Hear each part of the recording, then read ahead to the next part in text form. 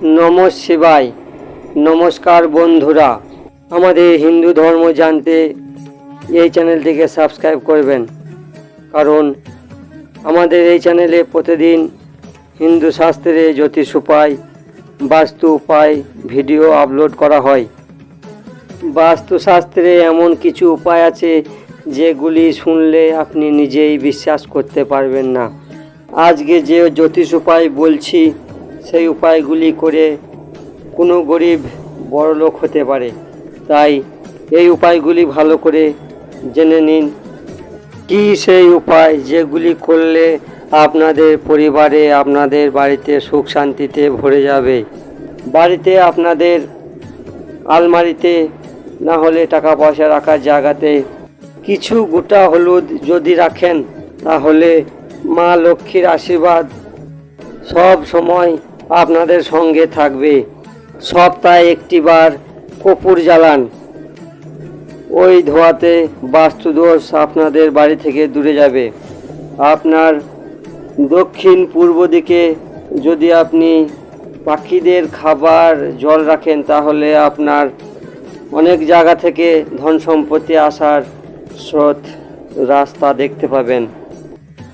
আলমারিতে না হলে সিন্ধুকে যদি শ্রীযন্ত্র না হলে কুবের রাখেন, তাহলে কোনোদিনও মা লক্ষ্মীর অভাব পড়বে না, টাকা পয়সার অভাব পড়বে না।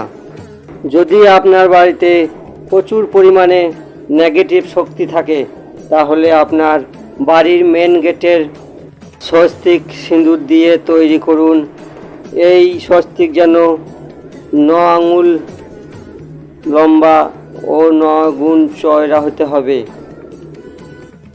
বাড়িতে যদি নেগেটিভ শক্তি থাকে, তাহলে তামার পিরামিড রাখুন, নেগেটিভ শক্তি দূরে যাবে।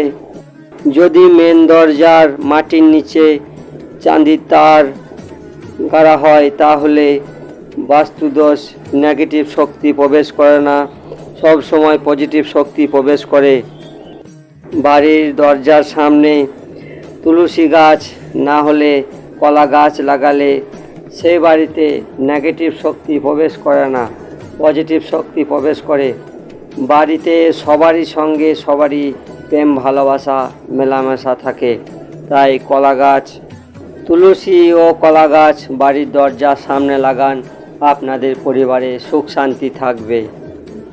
বাড়িতে সব সময় পজিটিভ শক্তিকে বজায় রাখার জন্য সব সময় টাটকা ফুল বাড়িতে রাখবেন, বাসি ফুলকে ফেলে দেবেন, তাহলে আপনাদের বাড়িতে সব সময় পজিটিভ শক্তি থাকবে, নেগেটিভ শক্তি দূরে থাকবে। এই জ্যোতিষ উপায় করে আপনাদের জীবনকে ধন্য করুন। এই জ্যোতিষ উপায়ের ভিডিও দেখে যদি আপনাদের ভালো লাগে, তাহলে আমাদের চ্যানেলটিকে সাবস্ক্রাইব করবেন, শেয়ার করবেন, লাইক করবেন, কমেন্ট করবেন।